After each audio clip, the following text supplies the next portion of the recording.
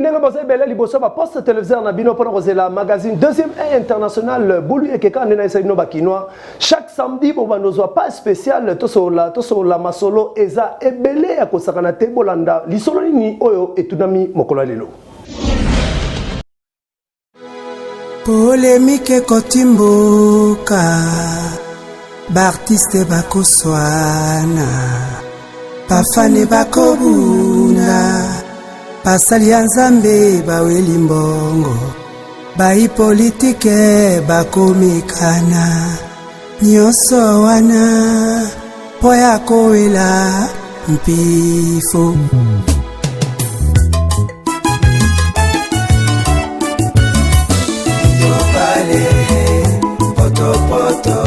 poto butumbutu buluyeke baweli sabawele bifo Pati Mwamba na deuxième aide de communication tala bango na liso Congo tosolola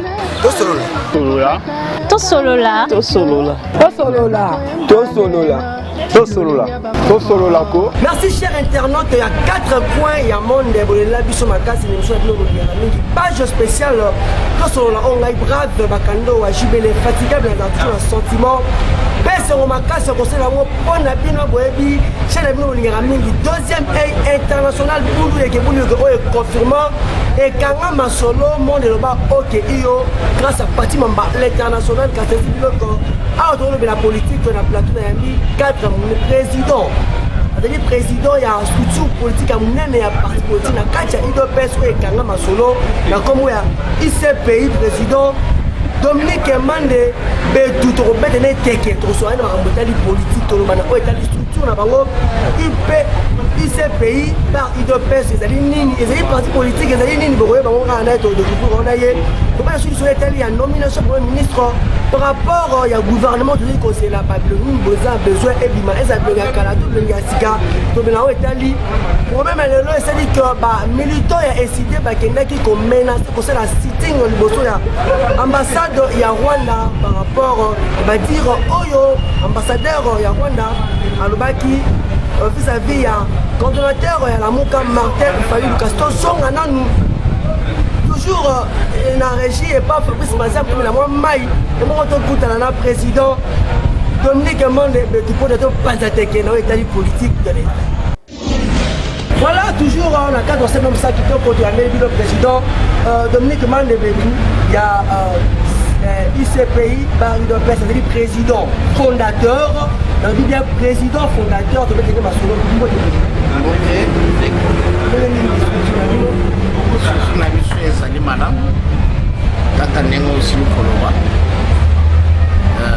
Il s'agit de l'UCPI. L'UCPI par une pesticide. Les structures. Il y a un aspect d'association, mouvement des Congolais. Dans le cadre, il y a grand parti UDPS. C'est ce qui est dit. Nous sommes là. Moi-même, au départ, je suis président. Parmi les fondateurs, je suis le fondateur, initiateur.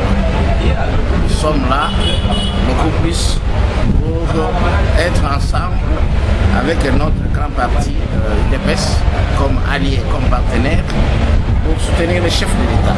Le président, il se lance dans ma casse, après qu'il y a UDPS que je dois pouvoir, ma structure est belle botanique, quand il y a UDPS. En politique, il y a des secteurs qui filment. Est-ce que ça dit, et ça n'a pas pour l'anime, pour le Paris à gâteau, pour les questions qui se quittent, nous on a des gros à côté pour inviter à thé. Il s'est payé peut être bas, c'est que le président Dominique, tout le monde a un poste pour la politique, c'est une flatterie de l'église. Écoutez, cher frère, ce que je peux te dire, c'est quoi? Le leadership, c'est difficile d'arrêter cela. Il y a plusieurs manières d'aider quelqu'un. Tout le monde n'est pas tellement combattant ou militant, mais il y a aussi des cadres, il y a aussi des visionnaires. Il y a aussi ceux-là qui peuvent s'organiser dans la grande structure ou bien dans les grands partis, tout justement pour soutenir l'unique vision du chef de l'État.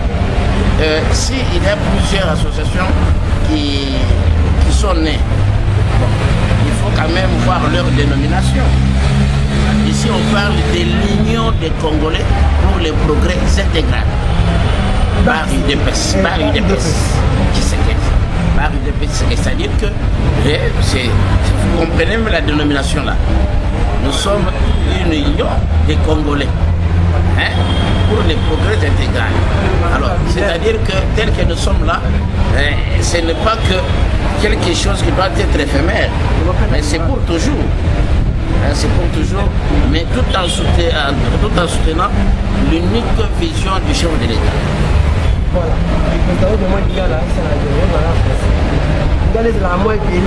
Ça va. Bon, ça dépend, mais ça ne va pas.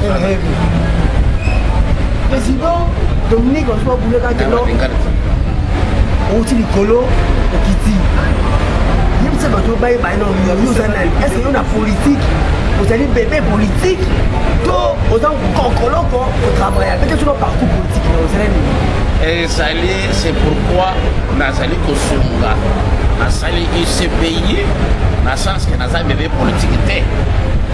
Je suis candidat 3 fois dans ce pays depuis 2006.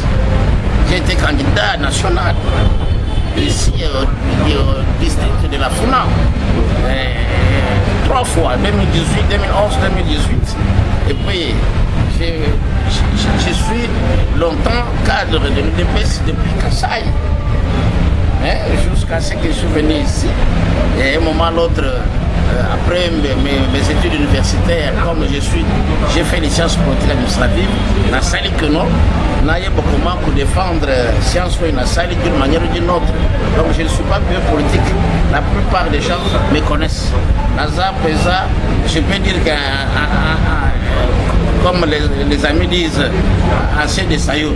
Moto ya sali masolo mokubwa moto asali masolo toyebi masolo ya politique et puis natangeli yango voilà vous comprenez natangeli yango naza politicologue de formation voilà président Dominique Alobi eza bébé politique te bino bozo bakaza bébé politique botika po boki ndenge à partir de la teke nous doit toujours continuer mission de mission la président c'est mission objectif nini il y a UCPI par UDPS c'est-à-dire signé la France, l'Angleterre, la Grande-Bretagne, nous sommes partout, la Colombie, la Lubumbashi,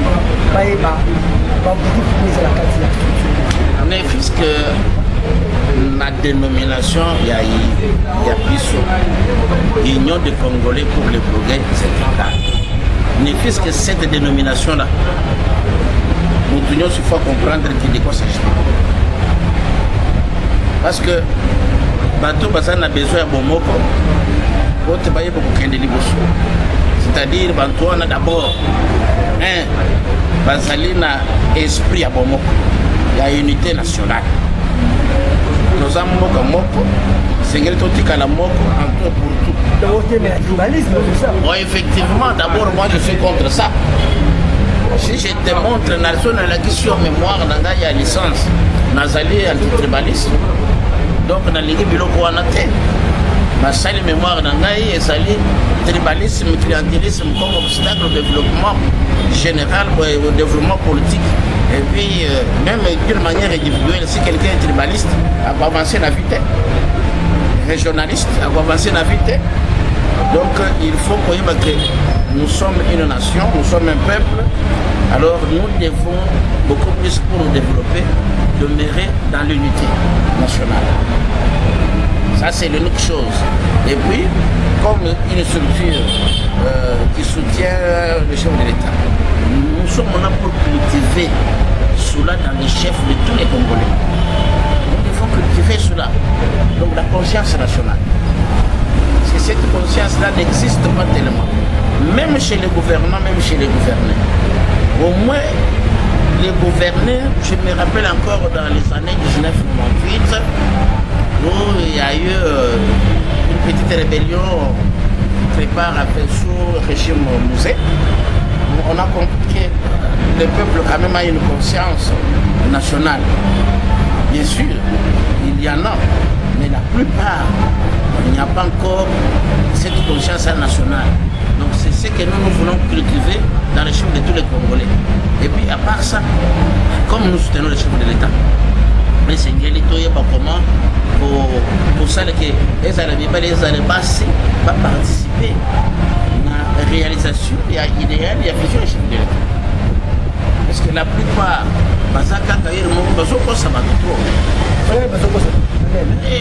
la plupart des gens, et surtout les politiciens farceurs, il y a des politiques farceurs, il y a des politiciens farceurs. Donc les gens qui sont là pour la politique, c'est chercher l'argent, chercher le poste. Mais ils ne savent pas que la politique, c'est aussi une science comme toutes les sciences. Il faut l'exercer bien, la pratiquer telle que la politique exige. Donc nous qui sommes de la science, nous savons que quand nous sommes là-dedans, toujours ça de l'amour selon des contagions. Donc c'est que les toyés bâtiments, bâtiments sous bazali informés de la matin. Puisque c'est que les toyés bâtiments sur le terrain, les toyés bâtiments sous la bâtiment. C'est pourquoi il faut tout lutter contre tous les mots qui assaillent la société. Tribalisme, régionalisme, ethnicisme, trafic d'influence, clientélisme, tout, même familiarisme, on peut parler de ça. Il y a des gens qui veulent bien évoluer tout simplement dans des familles, mais ils ne savent même pas qu'en dehors de la famille aussi on peut aller loin. Des gens qui sont toujours attachés aux tribus, aux provinces. Non, il faut sortir de là, il faut s'identifier d'une manière nationale. Nous sommes Congolais partout, nous sommes Congolais. Tu vois, j'ai observé des fois dans les années passées, au moment où Congolais, en Belgique, en France, alors se présenter Kazali, mais un Congolais. Un Français partout, un Français. Donc c'est une mauvaise manière de comprendre les choses dans notre pays. Voilà pourquoi avec tous ces changements, je suis en train déjà d'observer un changement. Et d'observer aussi avec le temps un changement aussi demandé. Une nouvelle classe politique avec ces nouveaux chefs de l'État, notre frère, notre papa, Antoine Félix Tshisekedi, il y aura un changement. Et il y a déjà un changement pour moi. Et avec ces changements-là de la classe politique, je sais que tout doit aller sans problème.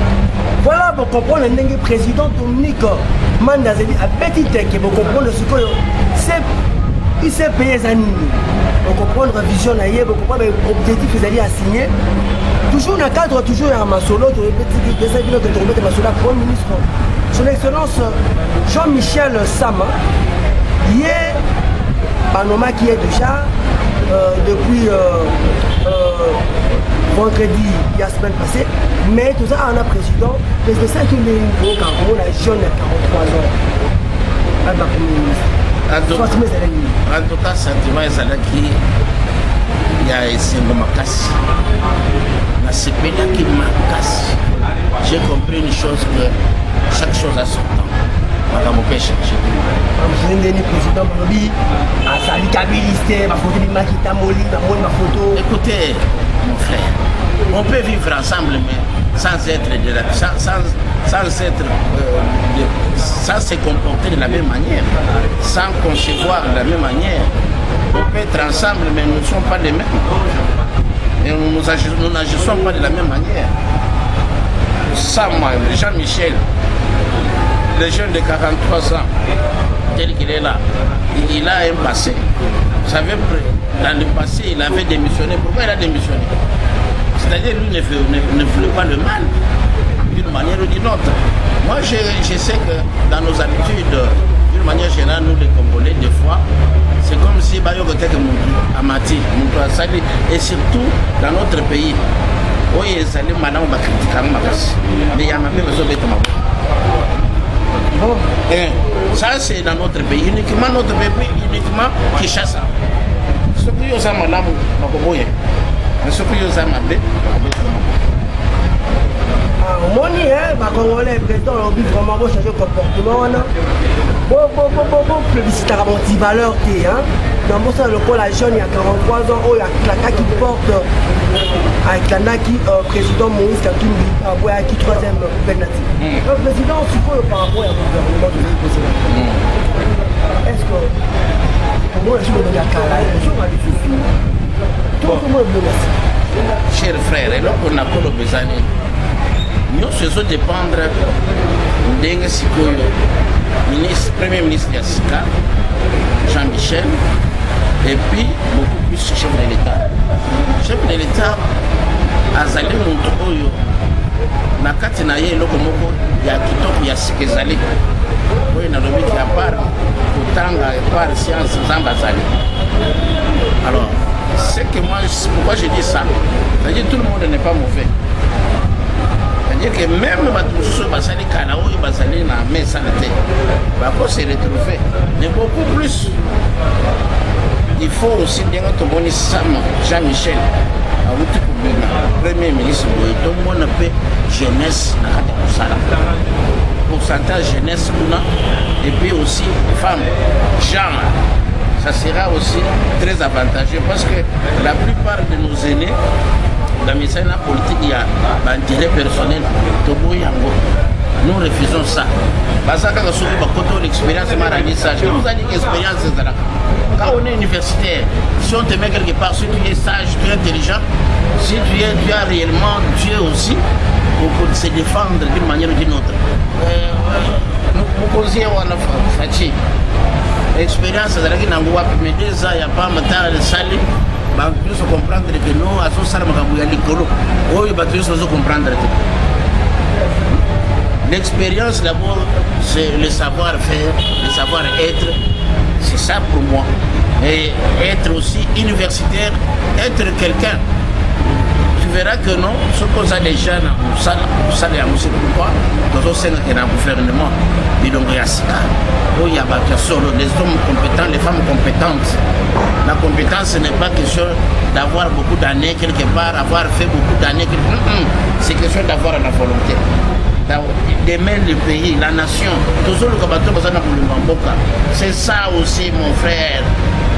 Les gens qui aiment le pays, ils sont où? Parce que maintenant, pour le moment, je trouve que c'est Fachi seul. Et aussi, nous voyons le premier ministre qui vient. Nous avons constaté que parce qu'il y a des gens là, il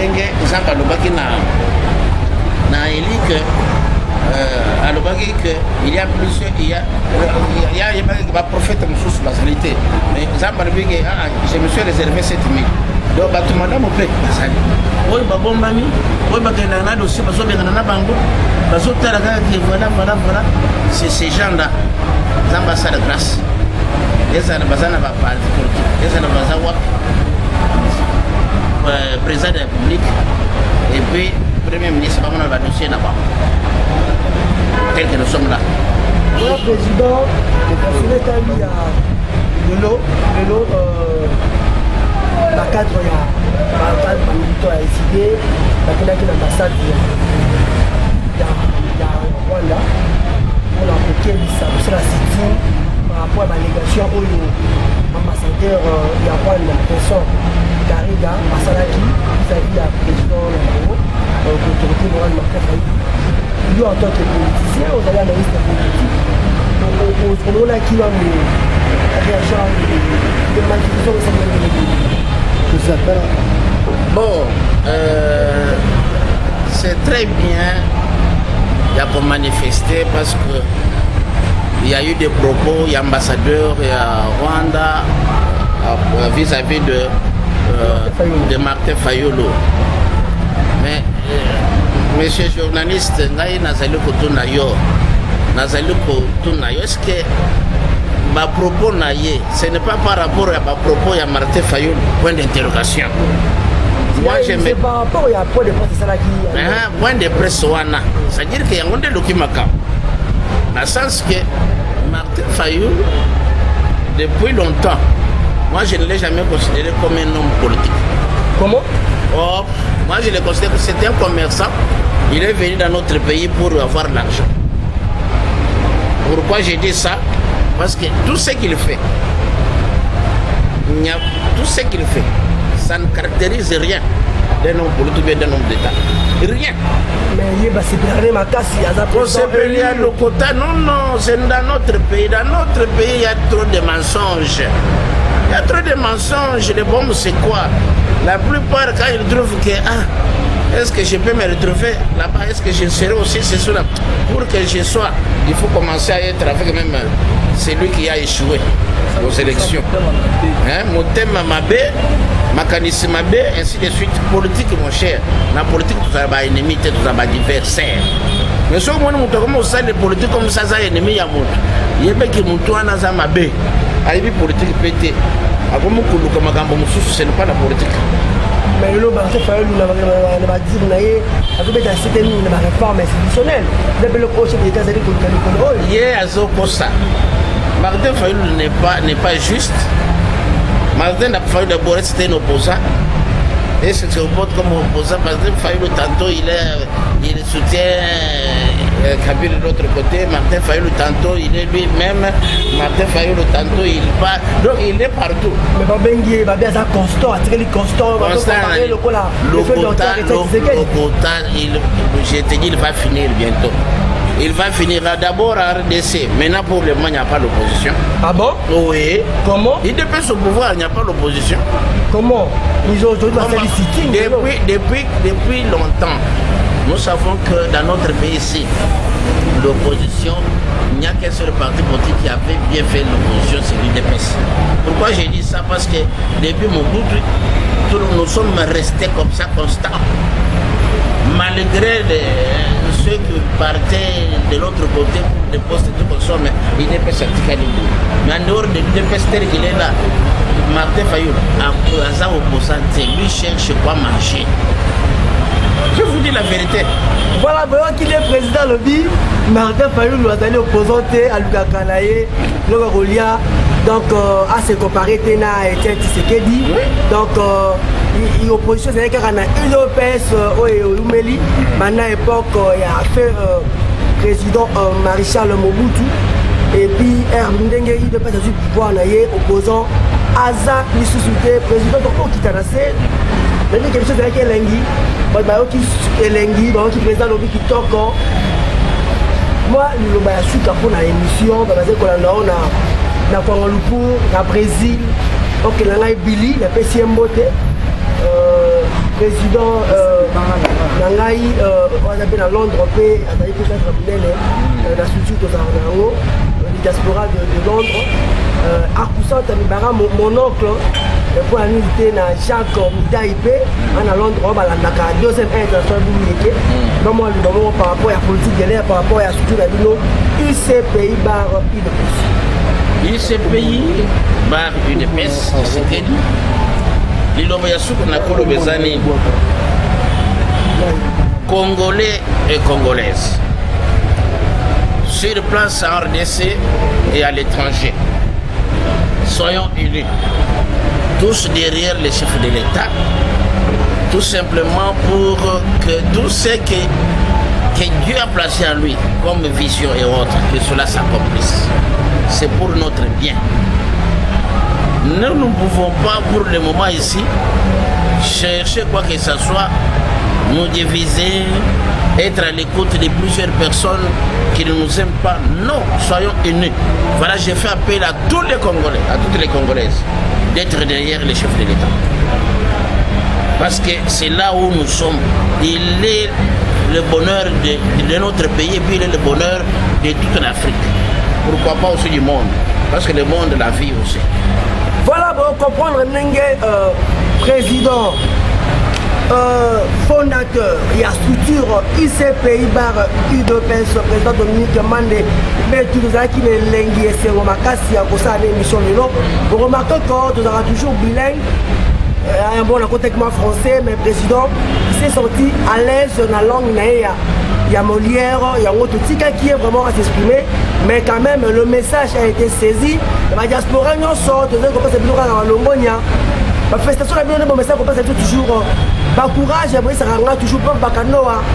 Booster le sous-makasi, quelqu'un de sous-bosso, pour terminer, tu dis que vous allez grand, vous visez déjà grand, tu es un grand homme, continue Moussalo qui toque. napesa mbote sur ya kilo mpe mosepeli nango makasi l'infatigable aza toujours l'ami personnel babengaka biso batomboko mowa mapasa Fabrice Maziamu le caméraman de guerre ntango ekonfirma ye kuna na veni pandundu oboyisala mokili na yo po ye nde aza masolo tozo rappele to président fondateur ya iso pays UDPS azalaki accompagné na vice-président na ye Franck Chipamba alias Shaolin boyebi ye l'homme ya pembe mobali ya pembe donc l'homme sage l'homme intègre kaka ndenge mibengaka zaki nesengo makasi ya kosalela bino émission oyo pas spécial tosolola ya ye moko le deuxième valable Pati Mwamba le métier simple comme le nom simple asolaka kitoko na bajeune na ye nyonso kitoko Pati Mwamba umela mobali ya pembe le métier bazio wapi mpo ya nini te badiaspora toujours balongone na bino mpo ozali kopesa lisusu makasi bakadre nyonso ya structure ICPI UDPS nayebi ke olandaki président alobi apandi teke mpe bavoisin zolo koti na ndenge ya kosakana te opesa merci mingi na Michel Makonzo 520 giga Blaise Belongo le grand monté akati esaka bino mpe bavoisin zolo koti na ndenge ya kosakana te yango tofili bango fion bango banyonso bana lingwala moyo wenu Michel Abipa tutaonana kesho toleka